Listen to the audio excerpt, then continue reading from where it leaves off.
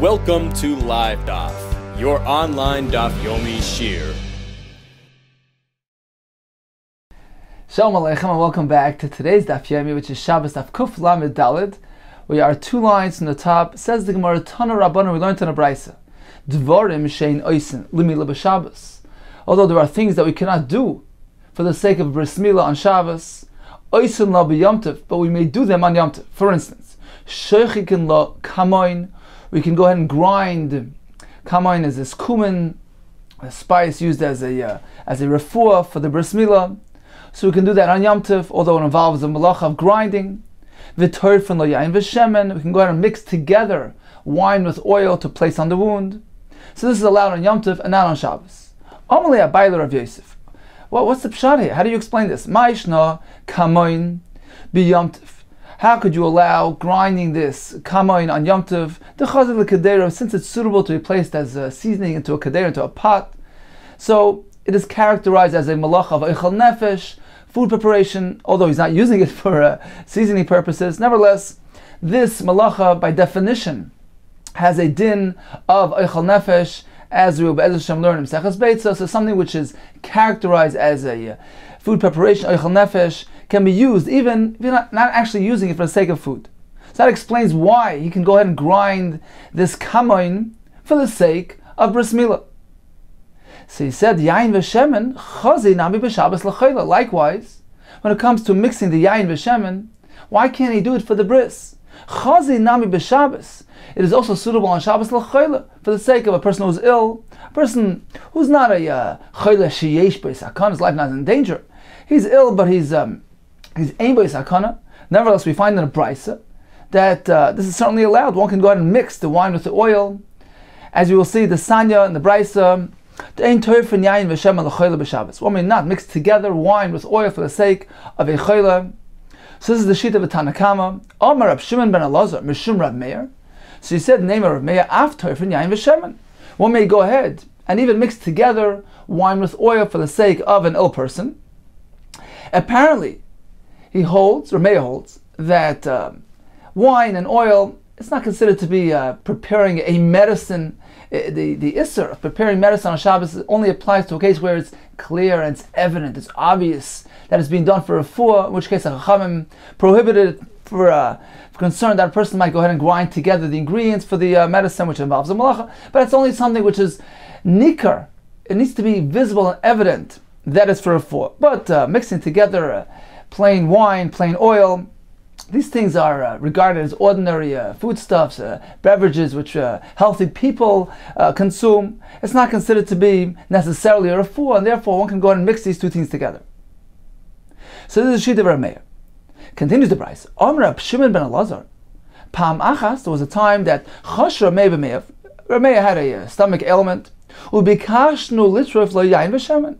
And we wanted to mix for him wine and oil for the sake of refu'ah for him, and he didn't allow us to do it. Now this is in contrast with his own opinion, stated earlier, that he allows mixing wine and oil.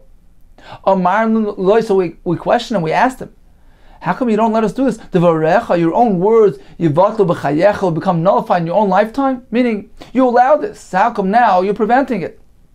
Amar Lona, so he responded to us, even though I hold one way, my friends hold differently. I never had the notion in my entire life to transgress the words of my friends. So Reb Meir didn't want to actually do in something which was disputed by his chaverim. Says the Gemara, okay, it was something that he was machmer. Who knew the machmer nafshei? It was something that he applied a stringency to himself.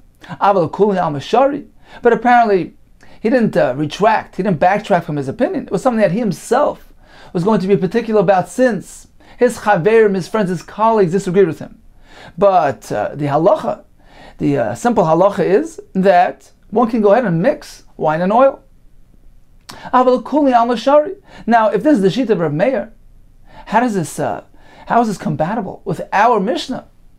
So our Mishnah says one cannot go ahead and mix wine with oil, and we know that stam masnisin Reb Meir, an anonymous Mishnah, is stated according to the Shita is compatible with the Shita of Rav Meir. So how do these two things go hand in hand? So this was the kasha that Abaye asked Rav Yosef. How come we don't allow mixing wine and oil? Since we find the brayso that one may do it for the sake of a chayla, apparently it's not considered to be preparing a remedy, preparing a refu'ah. It's considered to be just standard ingredients which are eaten by healthy people. So there's no concern. Said Rav Yosef, there's a big difference. Hasam lo boy leka. In the brayso, which allows mixing the wine and oil, we're speaking about doesn't require vigorous mixing. So he's simply putting these two items together. He's not creating something new, creating a refu'ah, and therefore it's mutter. However, by us, by the bris milah, boy leka needs to be vigorously mixed together. In which case, it's as though he's fashioning something, he's creating something new. It's apparent that he's doing a refu'ah, and therefore it's awesome.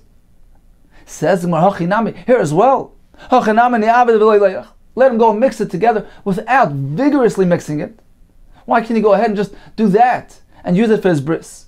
So why does the Mishnah prohibit? So he said, Hainu diktani, indeed, that's exactly what the Mishnah means when it says, Noisin ze b'fnei atzmai, v'ze b'fnei atzmai. You can place each one independently. Mishnah merely is saying you can't actually vigorously mix them together and emulsify it and create this new form, this mixture of wine and oil together.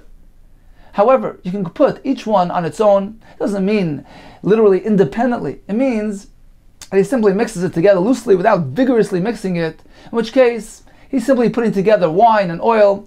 It's not apparent that it's being done for refu'ah, for remedial purposes, and therefore certainly it would be mutter. Continues the Gemara, Tana Rabbanan, we learned in the brayso, Ein mesanen esachardo, mesanen shaloi. One cannot go ahead on Yom Tov, this is speaking, he can't go ahead and sift the chardal, the mustard, in its sifter, in which the preferred portion stays in the sifter, and the less preferred portion falls through, because it's considered like bayrer, like doing the malacha of a separation. So you can't do that. Likewise, you can't go and sweeten the mustard with a gachelis, with a coal. They used to extinguish a coal in the mustard to sweeten it. So you can't do that on Yom Tov either. How do you understand this halach? Why is this different than what we learned in the Mishnah? One may go ahead and place an egg in this sieve of chardal, of mustard, although the egg is being sifted by the sifter. In that case, it doesn't appear like bayrer. It doesn't appear like he's separating, like he's choosing. Why? So Rashi says that the entire egg actually goes through the sifter and nothing stays there. And apparently they use the sifter simply to distribute the egg throughout the mustard. So the point there is that it doesn't appear like bayrer, so there's no problem. However, in the case of mustard, since he's separating two portions, two parts of the mustard, it appears like bayrer, and therefore he cannot do it. Now Tosfos explains that the Gemara is very specific. It's bayrer. It appears like bayrer. Why isn't it actual bayrer? Says Tosfos that it's not actually bayrer because both portions of the mustard are roy lachila, are edible. He's simply separating a more preferred portion from a less preferred element. So it's not really bayrer. It's merely mechsi kibayrer. It appears like bayrer, and therefore he should not do it. Continues the Gemara. So we learned that extinguishing a gacheles to be mamatek, to sweeten the mustard, is aser. But haven't we learned one can sweeten the mustard by extinguishing a gacheles, a coal, into it? Says in Malay kasha, it's not a kasha, it's not difficult. It depends what type of coal we're using here. Like kasha kan begacheles shel mateches, kan begacheles shel eitz. If we're speaking about a gacheles, a coal of a metal coal, in which case the mateches, when it gets extinguished, Rashi says it's not really considered extinguishing. It's simply going from a higher state of heat to a lower state of heat. However, when we speak about a gacheles shel eitz, a burning piece of wood, a coal of wood, when he extinguishes that turns into a charcoal. the fire gets extinguished, and it has a din of a kibui. There's a fire there which got extinguished, and therefore he cannot do that, even if he's doing it in order to sweeten his mustard. But by the gachela shel matechas, by this metal coal, there's no concern, since there is no real extinguishing taking place. Only a bailer of Yosef. So you don't allow extinguishing. If so, why is this different than roasting basar, meat, al gumri on coals in which the juice of the meat drips down and extinguishes, puts out the coals? How can you do that on Yom Tov? Amar Leisi told him, Hasam le'efshar. In that case, there's no viable alternative to prepare fresh meat on Yom Tov. This is the only way to do it, and therefore, apparently the Torah allows this to be done. Hacha, in our case of mustard, efshar, there's an easy option. He can do it before Yom Tov. So it's not something which is necessarily need to be done on Yom Tov, and therefore he cannot do that. Amalei Abayla Rav Yosef, Ma'ala Gabin. May one form cheese on Yom Tov? Amalei Aser. No, you can't. Ma'ishna Melisha. Why is this different than kneading dough to prepare bread on Yom Tov? Why is that allowed and this not? Amalei. So he told him the same answer. Hasam le Efshar. In the case of Lisha, of preparing dough for bread, there's no other option. There's no alternative to preparing fresh bread on Yom Tov. Hacha Efshar. But in this case, he can simply prepare the cheese before Yom Tov. You don't need to have fresh cheese as you would like to have fresh bread. Says the Gemara, V'amri Na'adoi, did not Na'adoi say Gvina Ba'as Yoim Amalya? Gvina, which was made today, fresh cheese, is great, is good. Apparently, fresh cheese is better than older cheese.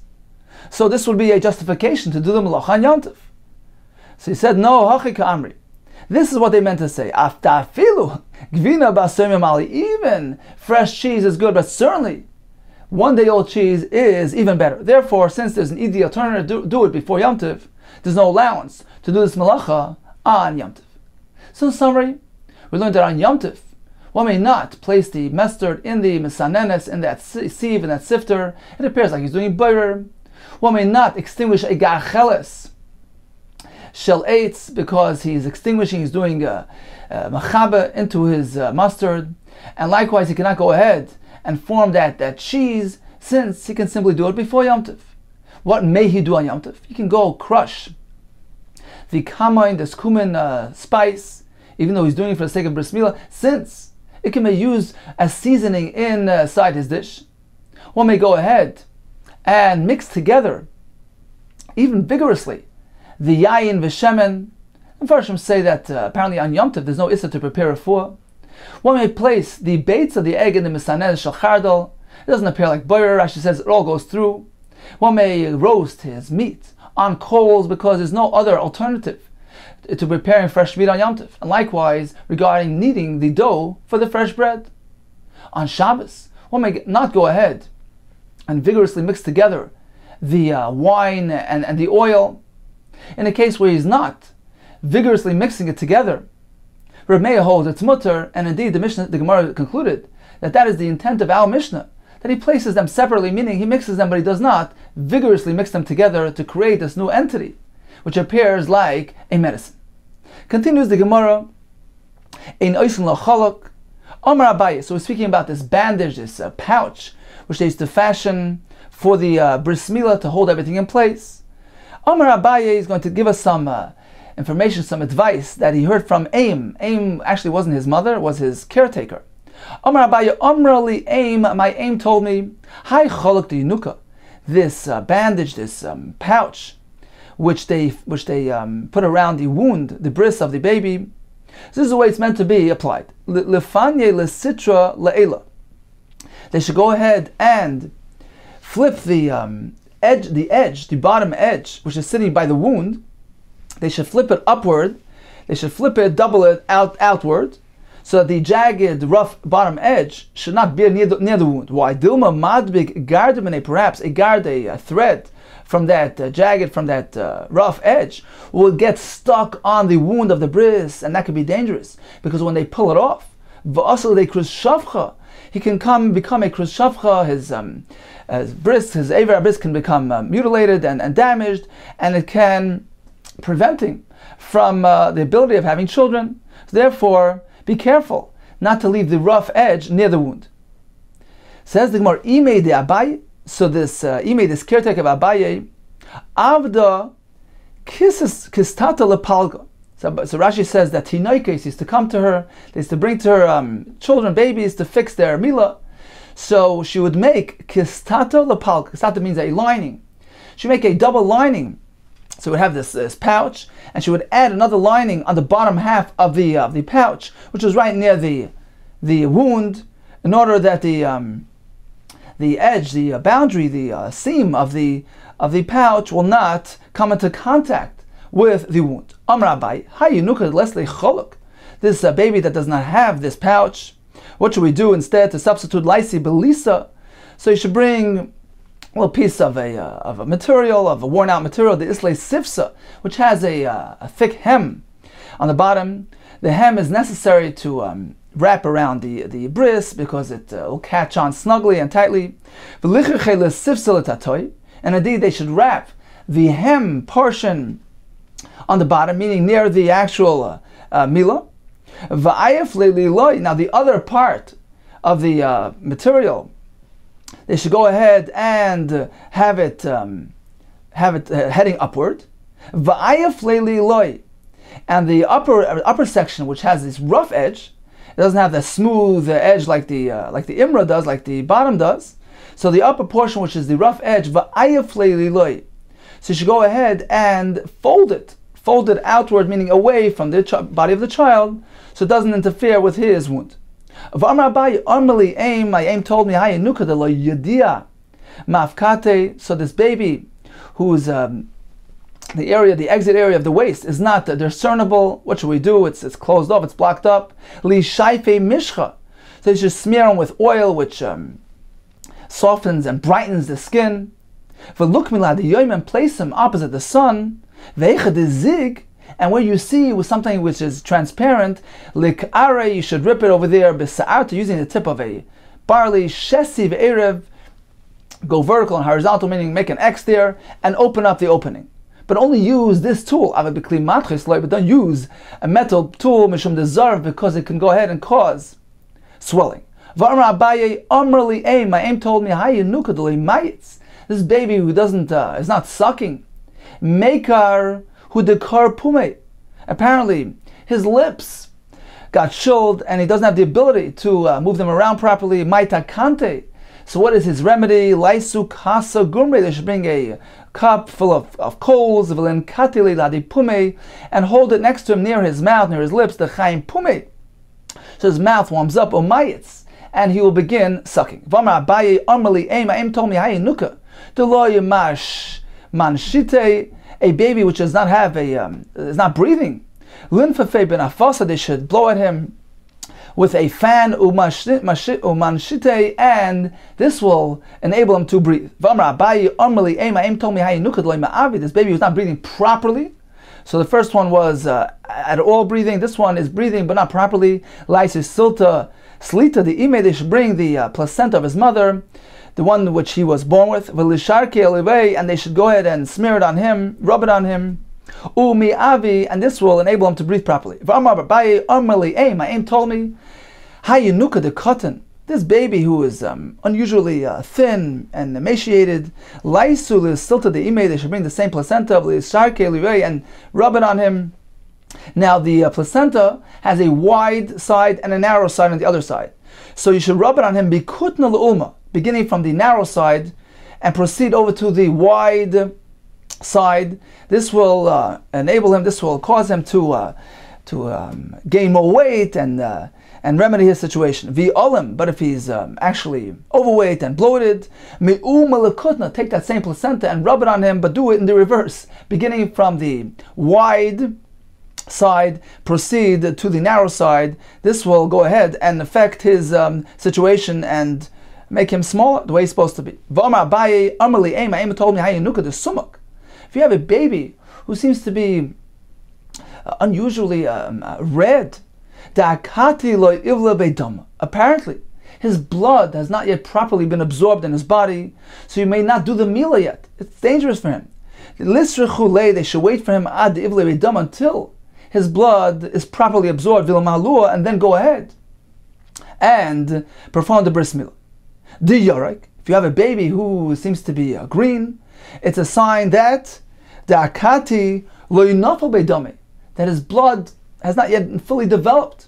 Therefore, lisruchu, they should wait adanafal beidame until his blood is properly developed, vilmalua, and then go ahead and do a bris milah. The sanya, as we know, as we learned in the Brayso, Amar of Nasan.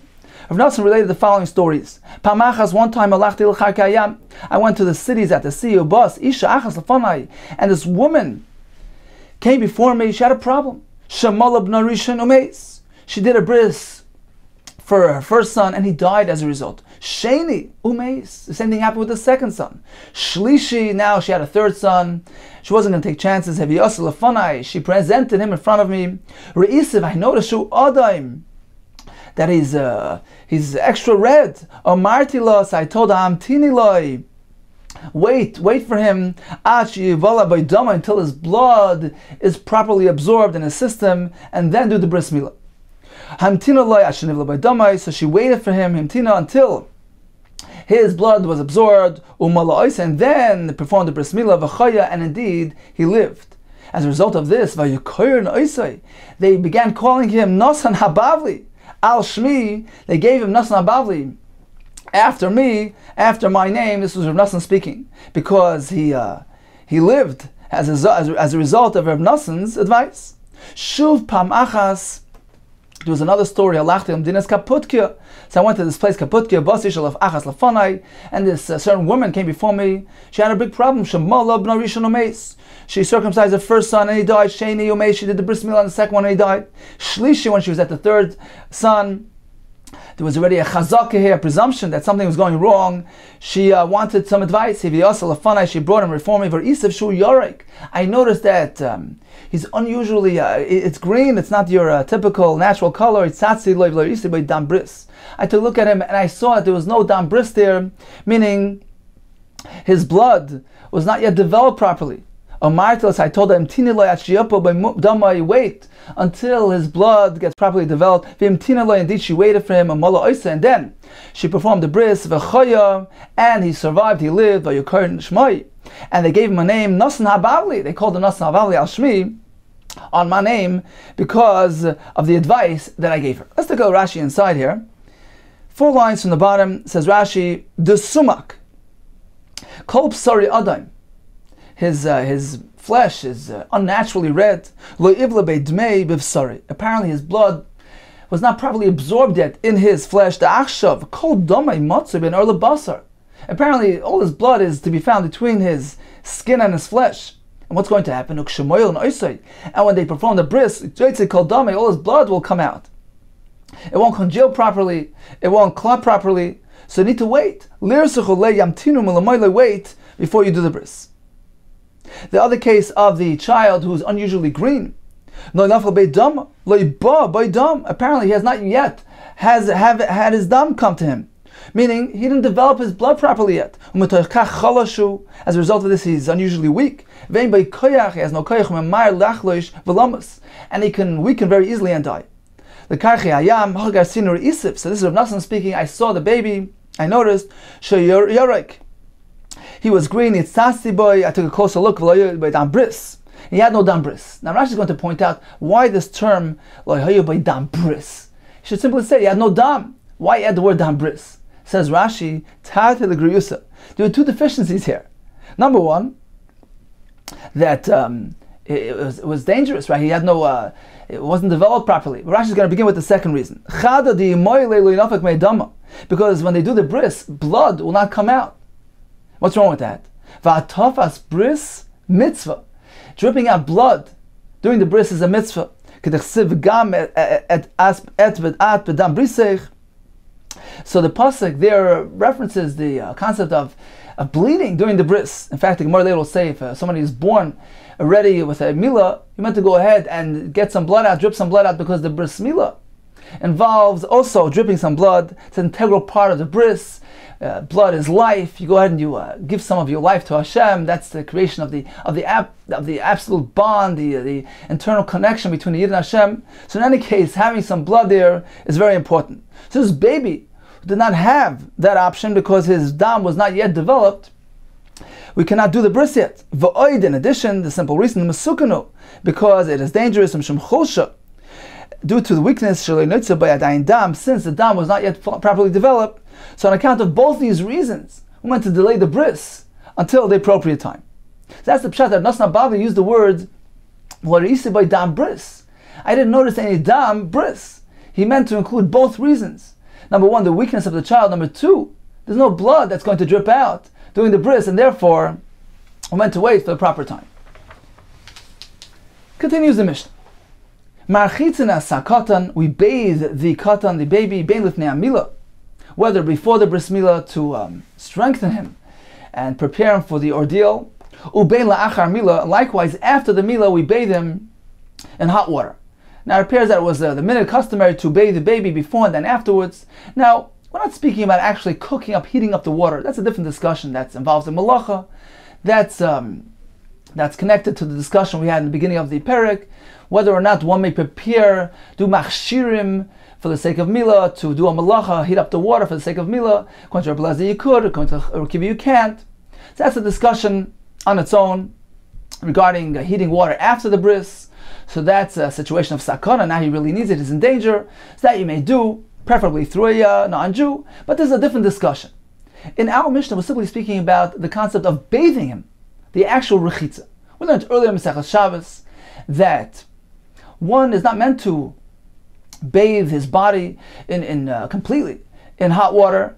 Rather, water which was preheated from before Shabbos, one may go ahead and do a partial washing, his panav, yadav v'raglav, face, hand, and feet, but not his entire body. The reason for that is because of a concern of the merchatzois, those bathhouses where the attendants would go ahead and heat up the water on Shabbos, as we discussed earlier in Masechta. So the allowance there is very limited. Likewise, we learned in the Mishnah, Daf Lamed Ches, when water was actually cooked up on Shabbos be'isser, one may not go ahead and use that water at all. So it's a takana d'Rabbanan, gzera d'Rabbanan, not to really bathe on Shabbos. So the first reason was on account of the bathhouse attendants. The other one regarding the water cooked on Shabbos is a knas, a penalty applied. You can't use it at all. Now Mishnah over here is going to give us an allowance that to prepare the baby for the bris and to wash him afterwards, the Chachamim pushed aside, overrode their issa d'Rabbanan and allowed the rechitza to take place on Shabbos, even using hot water. The Gemara later will tell us we're speaking about hot water which was either heated before Shabbos or even hot water which was heated on Shabbos. Nevertheless, the Chachamim permitted washing, bathing this katan for the sake of his milah. Says the Mishnah again, Marachitzin es katan. We may go ahead and bathe the katan with hot water on Shabbos. Bein lifnei milah, whether before the milah to prepare him for the bris, ubein la'achar milah, likewise after the bris milah, because it's necessary for his well-being. After the milah, he's in a state of sakana. Umizalfen olav biyad. Now, initially, it sounds like we can do a routine, a conventional bathing, marchitzen, without any restrictions. The Mishnah here continues. Umizalfen olav. We may go ahead and spray on him and cast upon him the water biyad, using one's hand, so you can manually spritz the hot water on the baby. It appears that he can't do a conventional bathing in the hot water. The Gemara is going to ask that there seems to be a contradiction here. So the Mishnah continues, mazalfen of biyad, you can do it by hand, avaloi b'kli, you cannot use a kli to pour the hot water on the baby. Rabbi Elazar ben Azariah Omer, not only can you do this on the day of the milah, on the day following of the milah, 1 and 2, even on day number 3, you may go ahead and bathe the child, even if it's Shabbos. Even on the 3rd day, which falls out on Shabbos, because even then the child is in a precarious state of health. It's a sakana, and bathing in hot water strengthens him, and it is required and necessary. How do we know? Even on the 3rd day, he's in a state of sakana shenemar, because we find in the pasuk when Shimon and Levi took advantage of the fact that the residents of Shechem did a bris milah, so they waited, and it was on the 3rd day that they actually killed him out. So apparently, even on the 3rd day, they are in a weakened state. When they were in a state of pain, they are in a state of weakness. So apparently, even on that day, there's a sakana, and one is allowed to wash the baby. Concludes the Mishnah. Suffolk. What if we have a baby who is an uncertain baby? We don't know if he completed his full term of 9 months, or perhaps he is only a ben shmoyne chadoshim. He's only being partially developed, only 8 months old. In which case, Rashi brings, we cannot do his bris milah on Shabbos. So this baby who's a suffix be'adroginus, likewise a baby who's born with male and female indicators, ein mechalna ovas haShabbos, we will not override Shabbos for the sake of the bris milah of these two individuals. Rabbi Yehuda matir be'adroginus. He says one can be mechal Shabbos for the sake of the bris of androgynous. Rashi brings that he will learn it from a pasuk in the Gemara. Let's go back to the opening statement of the Mishnah, which seems to be a self-contradiction. The Mishnah begins, it can be marchas atinek, which seems to be allowing us to do it in conventional manner. The Mishnah proceeds, mezalfen, you can go and spray the water manually. Says the Gemara, Amris Reisha, haven't you just told me in the Reisha of the Mishnah, marchitzen, that ordinary bathing is allowed? The Gemara will give us two approaches to the Mishnah. Number one is Rabbi Yehuda and Virabba Baravod Amitavayu. They both explain as follows. Keitzat Ketani. The Mishnah is simply explaining itself. The Mishnah begins, Marchitzin es hakoton. We bathe the cotton bein lifnei milah, whether before the milah, bein la'achar milah, or afterwards. Keitzat. How do we proceed? How do we do this? We can't just give a conventional rechitza. Mezalfen al biyad. We can go spray the water on him manually, avalei b'kli. We can do it with our hand, but not using a utensil. We want to do it differently than the ordinary standard rechitza. Apparently, the ziluf is sufficient to strengthen him, and we don't need to allow ordinary rechitza. Amar Rava, how can you explain the Mishnah in this manner? The Mishnah is clearly speaking about rechitza. The Mishnah says marchitzin es hakoton, which indicates just plain typical standard conventional rechitza. How can you say you can only do it through spraying with your hand? Ella amar Rava. This is what the Mishnah means to say. Mishnah begins, marchitzin es hakoton. One may go ahead and conventionally bathe the cotton with hot water, bei milifnei milah, whether before the milah, bein la'achar milah, but whether afterwards. Ba'yoyim harishon, kedarkoi. If it's the first day, as Rashi points out, even the second day, he can do it in conventional manner, without any limitations. However, on the third day, it's already at a distance of the bris milah, apparently his needs aren't so great. We don't need to put him through this standard rechitza, but a mere zlifa, mere spraying on him is sufficient to alleviate his danger. Therefore, mezalf and olav b'yad avalei b'kli. On the third day, specifically, we must limit. You can be mezalf olav b'yad, pour some water with your hand, avalei b'kli, not using a kli. So this is the shita of the Tanna Kama. So again, Tanna Kama holds, day number 1 and 2, there are no limitations. Day number 3, you are limited to do mezalfen. Reb Lezer and Azari Omer, there are no limitations, blank check. Ma'achitzin es hakoton b'yom hashlishi, shecholias v'Shabbos. Not only on day 1 and day 2 can you do a standard conventional rechitza without any hesitations. On day 3 as well, since he is in a state of sakana, you can go ahead and proceed with a regular standard rechitza. Apparently, according to Lezer and Azari, once the Chacham were matir, they allowed washing with hot water. We don't differentiate between this type and that type. We just proceed as usual. Shenemar, as we find in the pasuk, which indicates to us that on the third day as well, the child is in a state of sakana. Shenemar v'hiva mashlishi v'yasim koyevim. They were in a state of pain and weakness. So in conclusion, we have two approaches to our Mishnah. The most stringent approach is Rabbi Yehuda and Rabbi Baravo, who say that according to Tanna Kama, there is never an allowance to do conventional rechitza. You must minimize. Rechitza was never allowed. There's an isser to do rechitza with this hot water on Shabbos. The Chacham allowed what's necessary. What is necessary? To spray water using your hand. And that is allowed on day 1 and day 2, according to the Tanna Kama. On day 3, nothing. According to Lezer and Azaria, you can go ahead and do rechitza even on day 3. Well, according to Rava, Tanna Kama says, look, day 1 and day 2, I allow rechitza. It's needed, it's necessary. We don't differentiate between washing, this type of rinsing, that type of rinsing. Everything is mutter. As opposed to on day 3, where the need is not so great, we only allow to be mezalaf biyad. Relazar Azaria says, there's no difference. Day number 1, day 2, day 3, you can do it, it's a sakana, and everything is allowed. can even bathe him normally. Says the Gemara, Tanya Kavasei the Rava, we have a brayso in support of Rava's approach. The brayso says, Marchitz and Akata. We may go ahead and bathe the katan bein lifnei mila, whether before the mila, bein la'achar mila.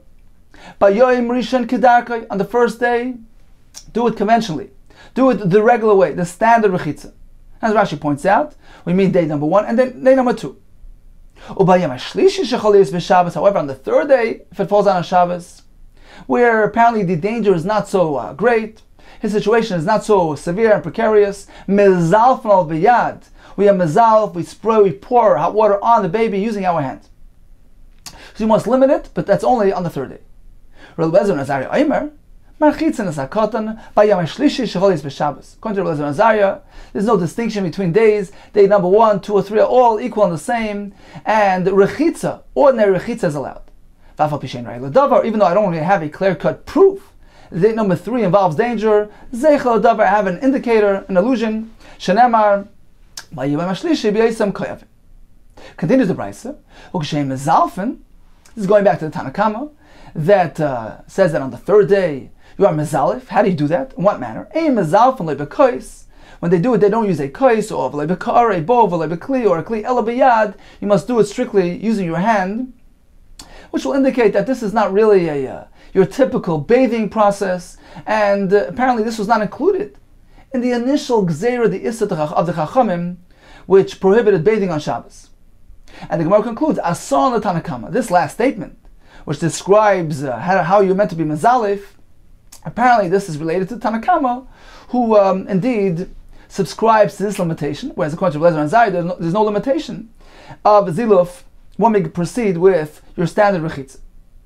So this brayso is a right to Rava, who holds that according to Tanakama as well, rechitza is allowed on day number 1 and day number 2. Says the Gemara, but one second, why does Rabbi Lezer Azariah hesitate, so to speak? He says, I'll bring you an indicator, but it's not a proof. Why isn't it a solid proof? We see that the residents of Shechem were in a severe state of weakness, even on the third day. So why isn't that a proof? What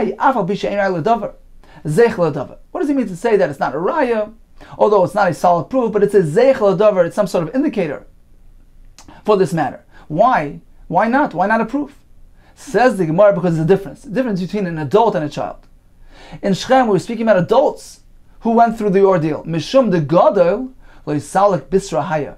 When it comes to an adult, the flesh of an adult doesn't heal quick enough. Therefore, the wound festers and his weakness carries on for a longer period of time. So perhaps over there, they were in a state of weakness even during the third day.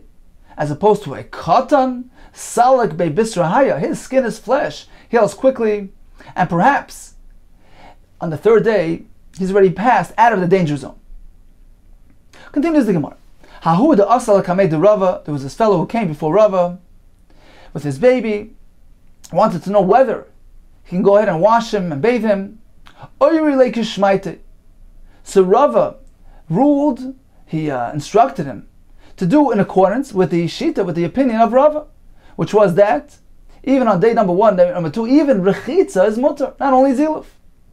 Ichlish Rava got weak, he got sick, and he attributed it to the fact that he disputed the other shitas. Omar, he said, I bahadi targimna de sabi lamali. Why am I getting entangled? Why did I dispute?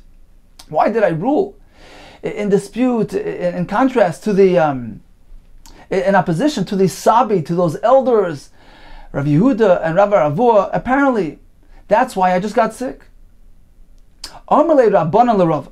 So Rabbanan wanted to encourage him. They said, why? What do you mean? V'atani kavasei. Haven't we found a brayso which supports you, which clearly tells us that according to Tanakama, even according to Tanakama, standard conventional rechitza is perfectly allowed during the first 2 days. V'atani kavasei demar. Haven't we learned, like your shita? Amar Lohus, he told them, you're right, even though the brayso supports my approach, but the Mishnah itself seems to be indicative of their approach. Masnis, our Mishnah kavasayu daika. If you pay close attention to the wording of the Mishnah, the diak, the inference of the wording, seems to imply that their approach is the correct one. Why? Mimai, why? Since the Mishnah says that Reb Lezer ben Azariah responds to the Tanna Kamma and he says, Reb Lezer ben Azariah makes a statement. You may go ahead and properly bathe the child on the third day that falls on Shabbos. Now, he's initiating Reb Lezer. He says, Marchitzen, we may bathe. Says the Gemara, let's analyze. Now, if you say that Tanna Kamma, Mizalfan Kamar, it works well. Bishleima, if you say that Tanna Kamma was discussing Zilov, meaning that he holds that even on day 1 and day 2, all you can do is be Mizalef. You can actually proceed with ordinary, typical, conventional Rechitza. You're limited to do Mizalef. Now I understand why Reb Lezer responds by introducing a new concept. You aren't discussing Rechitza. I am introducing Rechitza as well. I say, well, when he's in a state of sakana, you don't need to limit things. The Chachamim did away with the Gzeira, their Isser of Rechitza. You can go ahead and do Rechitza outright. Now we understand. Hainu de Ka'amar le Reb Lezer ben Azariah Marchitzen. Since Tanna Kamma disregarded Rechitza, he only allowed Mizalfen. That explains why Reb Lezer ben Azariah responded in this manner. He said, look, you don't need to limit. Marchitzen es atinik. So this makes sense if the Tanna Kamma does not allow Rechitza. Eloi amr Tanna Kamma marchitzen b'yom rishon ka'amar. But if you say that even according to the Tanna Kamma, marchitzen b'yom rishon, he holds that one may go ahead and actually bathe in hot water on the first day. Umezalfan b'yom hashlishi. And come the third day, Tanna Kamma limits things. He says, okay, Rechitza on the third day, it's not really necessary for his well-being. Mezalfan, that's all we do. We spray the water. So now we understand the wording of Reb Lezer. Now we have difficulty. Now we have difficulty explaining the words of Reb Lezer. Why? Because if the Tanna Kamma has already discussed Rechitza on the first 2 days, his limitation, his restriction simply was defined to the third day. So why does Reb Lezer say, well, Marchitzen es hatinik, as though he's introducing a new concept of Rechitza? Tanna Kamma agrees, theoretically, that Rechitza is allowed. He only says it's allowed during day number 1, day number 2. So therefore, says the Gemara, Hi, Reb Lezer ben Azariah, Marchitzen. How come Reb Lezer ben Azariah says, Marchitzen es hatinik? He should have said something else. Af Marchitzen riboili. He should have said, also Rechitza is allowed, meaning, you Tanna Kamma, who allow Rechitza on day 1 and 2, but don't allow on day 3, I maintain that on day 3, you can also go ahead and do Marchitzen. So apparently, Tanna Kamma did not allow Rechitza altogether, even on day 1 and day 2. And that compelled Reb Lezer to respond in his manner, using these words.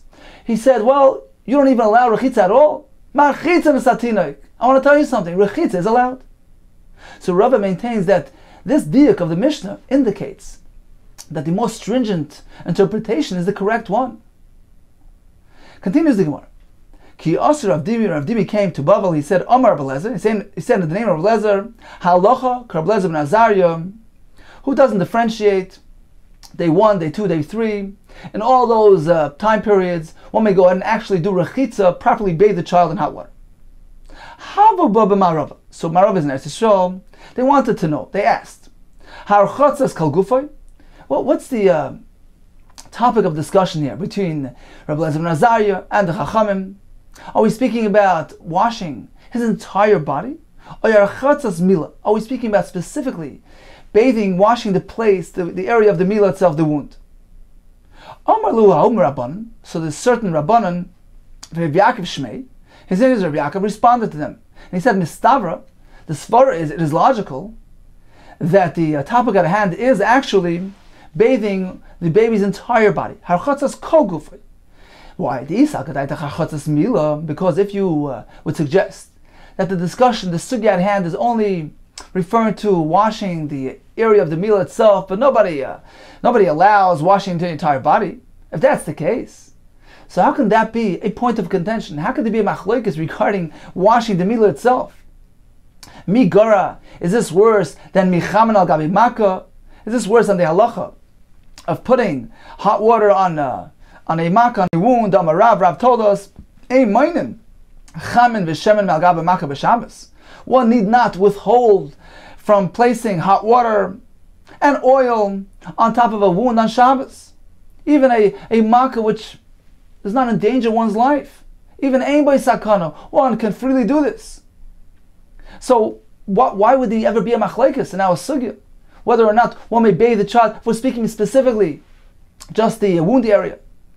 So apparently, the discussion really is talking about washing the entire body. Maskav Rav Yosef. So Rav Yosef challenged this. He says, how could you compare this to Rav, who's speaking about water which was preheated from before Shabbos, and that's why he allows it to be placed on a wound. Whereas in our Gemara, we're discussing water which was heated on Shabbos itself. So perhaps there is a debate of whether or not he can place it on a wound.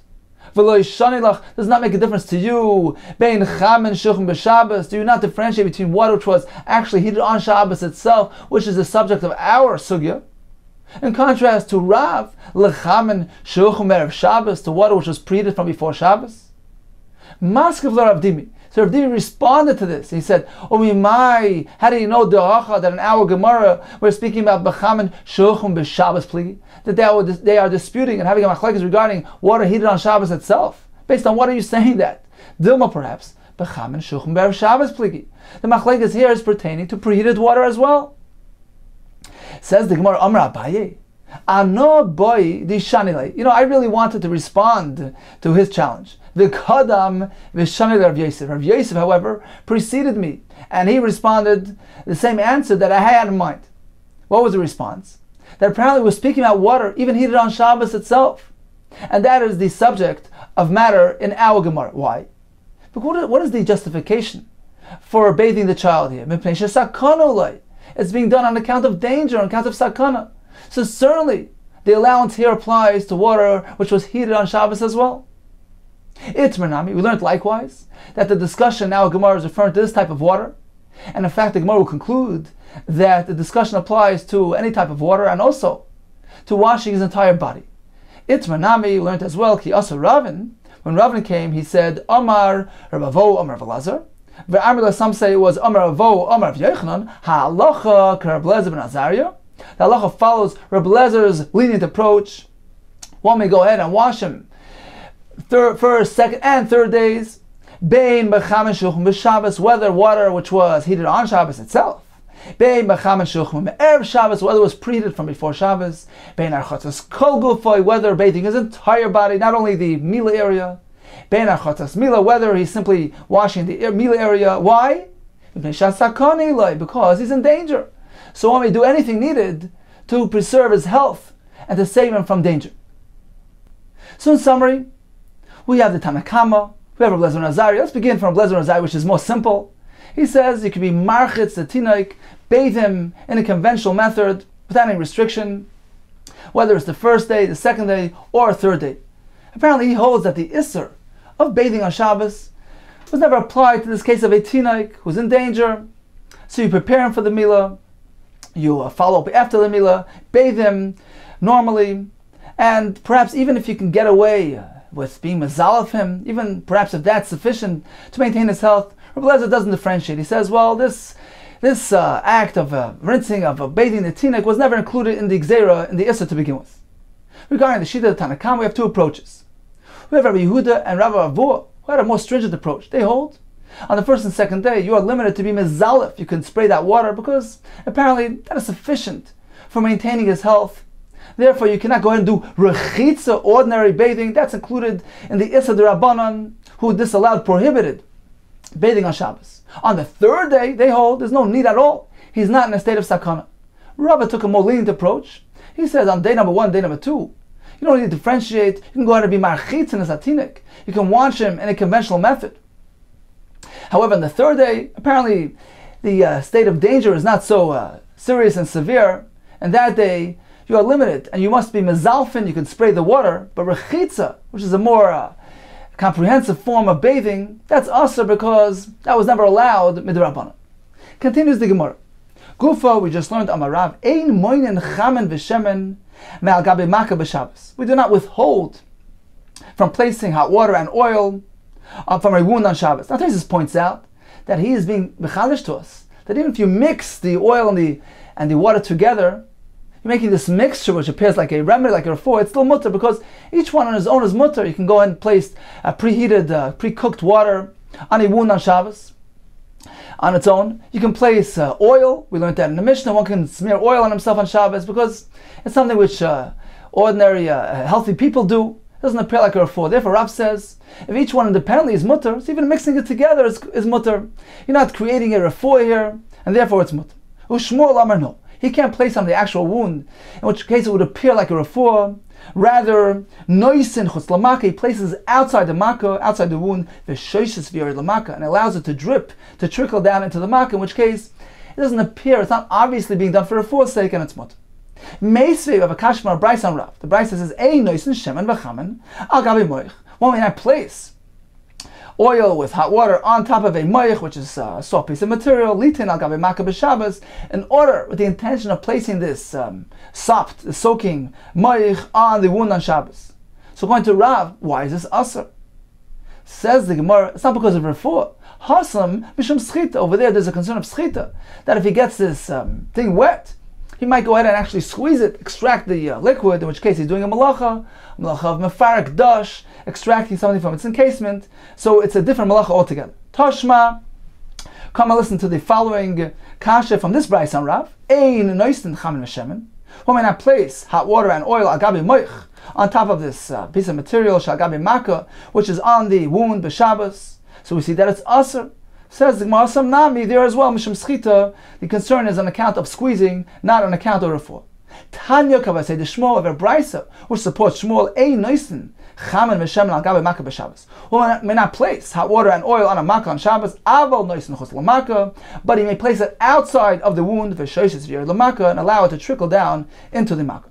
Tana Rabbanan, we learned in a brisa, noisen al gabe makkah. One may place on a wound moich yavish, dry piece of material, soft piece of material, with sfaygavish, a dry sponge. Rashi explains he's simply trying to protect his wound. Avaloi gemiyavish. He cannot place this dry reed grass, nor may he place dry, soft piece of material, which aid and assist, benefit in the healing of the makkah, and it's us. Kasha ksisin aksisin. We have an inherent stira, because the Brisa begins by saying he can place the moich yavish. And then the Bryce concludes he cannot place these ksisin, which is exactly the same material, these soft pieces of fiber. So can he or can he not?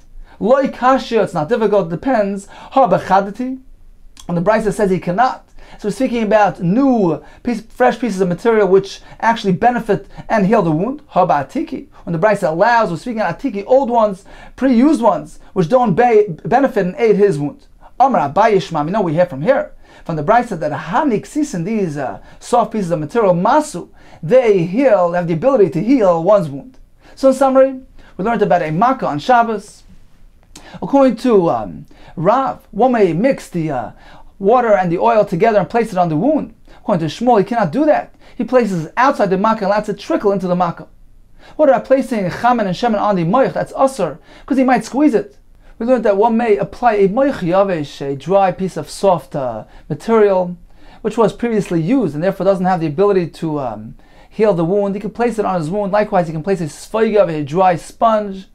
What about placing a moich yavish, which was new and has the ability to heal the wound? Likewise, a gemi, a reed grass, that's asr, because one may not engage in doing refuah on Shabbos.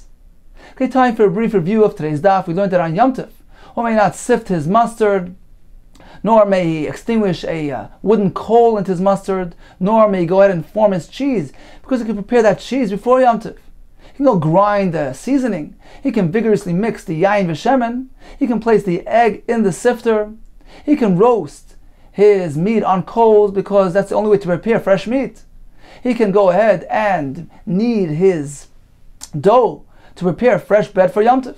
On Shabbos, one may not vigorously mix the wine and the oil. It appears like he's preparing a medicine. But he can go ahead and mix them together if he doesn't do it vigorously.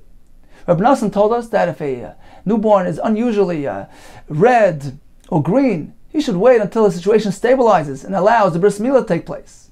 We learned regarding washing a baby with hot water before and after the milah. According to the Tanakama, the approach in the Gemara, the first one was that on day number 1, day number 2, you can only be mezalef, you can only spray with your hand. On day number 3, you can't do anything. And Rava seems to have reverted to this approach. According to Rabbi Lezer ben Azariah, on all 3 days, marachitzen, you can actually bathe the katan properly, conventionally, without any restrictions, without any limitations. And the Gemara indeed rules according to the Shita. And we concluded with the Gemara, which describes different remedies which are considered and which are not considered to be refu'ah on Shabbos.